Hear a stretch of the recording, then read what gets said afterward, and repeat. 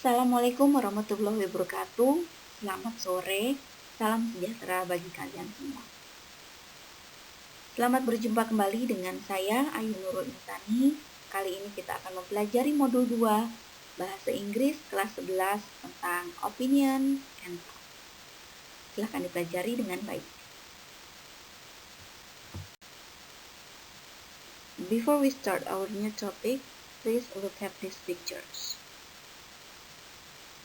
What pictures do you see? Lalu ada hubungan apa antara bully dengan materi yang akan kita bahas kali ini?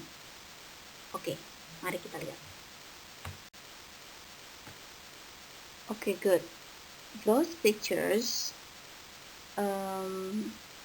show us about bullying. Bullying. What comes to your mind when you hear the word bullying? Apa sih yang ada di pikiran kalian ketika kalian mendengar kata-kata bully atau bullying? Apakah salah satu di antara kalian pernah mengalami hal tersebut? Mungkin ya, bisa saja. Tapi Bu harap semoga kalian tidak pernah dihadapkan oleh kasus tersebut, apalagi menjadi pelaku bully. Ya, poinnya adalah, jadi setelah kalian mempelajari materi hari ini, tujuannya adalah kalian dapat mengekspresikan diri dalam meminta informasi tentang pendapat seseorang, tentang pemikiran seseorang, atau isu-isu aktual yang sedang ada, sesuai dengan konteks penggunaannya. Ya, lalu kalian diharapkan juga bisa mengekspresikan diri dalam memberikan informasi tentang pendapat kalian, pemikiran kalian, dan isu aktual yang ada, tentu dengan konteks penggunaan yang sesuai. Nah, untuk lebih memahami tentang materi yang sedang dipelajari, silakan kalian baca. Di sini ada contoh short dialogue about bullying. Ya, jadi ada contoh percakapan pendek tentang mereka membicarakan tentang kasus bully. Ya, silakan kalian baca dulu. Jika sudah dibaca, kalian di sini bisa lihat ada beberapa kata di sini seperti I think it shouldn't have happened in the first place. Atau ada juga di sini I think people should be bla bla bla bla.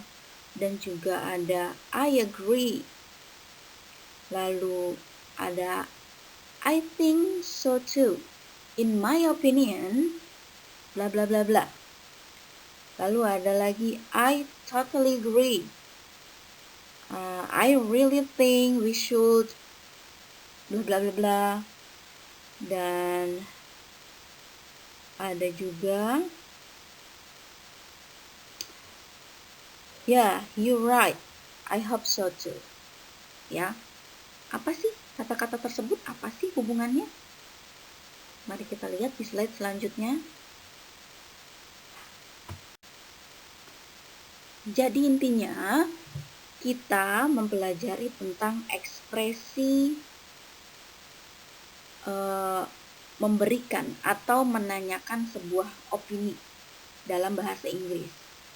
Dalam memberikan opini atau menanyakan sebuah opini dalam bahasa Inggris, ada beberapa ekspresi yang dapat kalian gunakan. Contohnya sebagai berikut. Ada I agree, we believe, I reckon, I assume, and I don't agree, I think, I don't think, atau ada lagi in my opinion, ya. Jadi banyak kali contoh ekspresi yang dapat kalian gunakan ketika kalian ingin menyampaikan pendapat kalian dalam bahasa Inggris tentunya. Ya. Oke, kita lanjut ke Slide selanjutnya. Dalam memberikan sebuah pendapat atau mengekspresikan sebuah pendapat, ada kalanya kalian itu setuju dengan pendapat tersebut. Ada kalanya juga kalian tidak setuju atau tengah-tengah di antaranya. Setuju sih, tapi bagaimana sih cara mengekspresikannya ketika kalian menyetujui suatu pendapat atau ketika kalian tidak menyetujui suatu pendapat ataupun di tengah-tengah, ya. Jadi di sini ketika kalian menyetujui, kalian bisa menggunakan ekspresi agreeing. Ketika kalian tidak menyetujui, kalian bisa menggunakan ekspresi disagreeing, atau ketika kalian merasa di tengah-tengah, kalian bisa menggunakan partly agreeing, ya. Ekspresinya bisa kalian baca di sini. Untuk agreeing, menyetujui, kalian bisa menggunakan I agree with you that it's not true, atau I feel the same with you.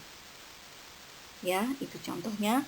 Atau ketika kalian tidak menyetujui pendapat seseorang, kalian bisa menggunakan ekspresi I don't think so, atau I don't agree with you.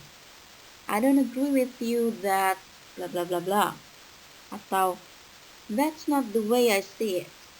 Ya, itu contohnya. Sedangkan ketika kalian merasa bimbang atau merasa setuju atau tidak, antara setuju dan tidak setuju, ya, kalian bisa menggunakan ekspresi berikut.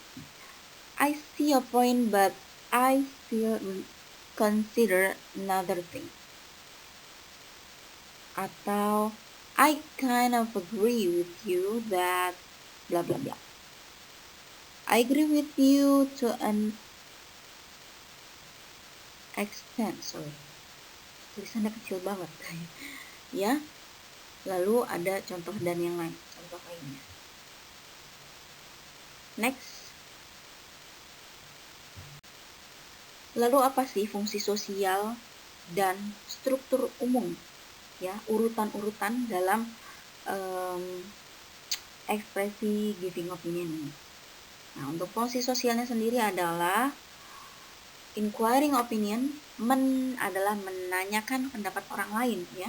Jadi menanyakan, bukan kalian yang memberikan, tapi kalian yang menanyakan pendapat orang lain tentang suatu masalah.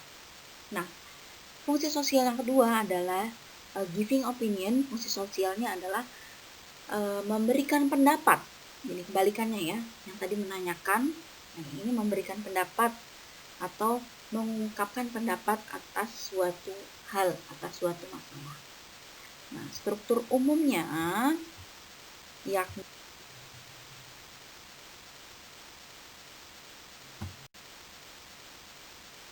dalam materi ini, ekspresi giving opinion, kalian juga harus memperhatikan atau dapat membedakan yang namanya personal point of view atau general point of view.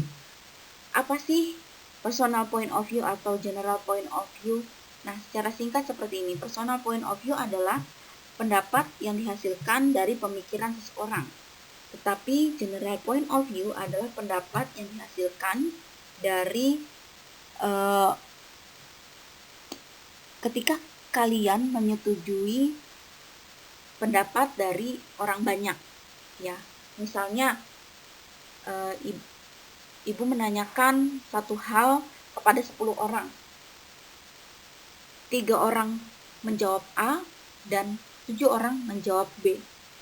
Kalian mungkin termasuk yang menjawab A, tetapi kalian juga bisa menyetujui pendapat B, jawaban B tersebut. Nah, itu namanya disebut general point of view, ya. Nah, ekspresi-ekspresi yang digunakan apa saja? Nah, ketika kalian mengungkapkan personal point of view, kalian bisa menggunakan ekspresi according to my opinion atau in my opinion, ya.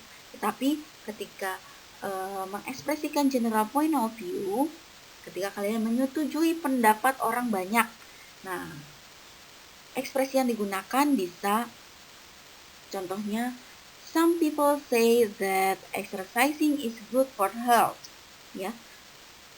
Beberapa orang mengungkapkan bahwa olahraga atau latihan adalah bagus untuk kesehatan, baik untuk kesehatan.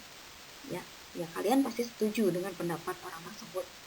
Nah, lalu ada lagi contohnya, people agree that Indonesian people favorite sport is football. Secara umum orang pasti orang Indonesia banyak yang menyukai olahraga sepak bola. Nah, itu general point of view. Lalu contoh lainnya adalah ekspresinya, it's generally accepted that talking to stranger is uncommon in our society. Ya, nah jadi itu perbedaannya ya, personal point of view dan general point of view. Dalam menyampaikan sebuah opini atau pendapat itu ternyata ada tata caranya juga loh, apalagi dalam sebuah forum diskusi ya. Jadi bagaimana cara menyampaikan opini yang baik dalam sebuah diskusi? Tata caranya yang pertama yaitu harus objektif. Opini tersebut harus objektif. Maksudnya adalah harus mengutamakan data dan realita yang ada. Ya. Jadi tidak berdasarkan penilaian pribadi. Harus mengutamakan data dan realita yang ada. Yang kedua, caranya menyampaikan opini yang baik itu tidak Cukup sekian penjelasan dari saya, semoga kalian dapat memahami. Jika masih ada yang perlu ditanyakan atau kurang paham, silahkan tanyakan langsung. Sekali lagi terima kasih, selamat sore. Wassalamualaikum warahmatullahi wabarakatuh. Salam sejahtera.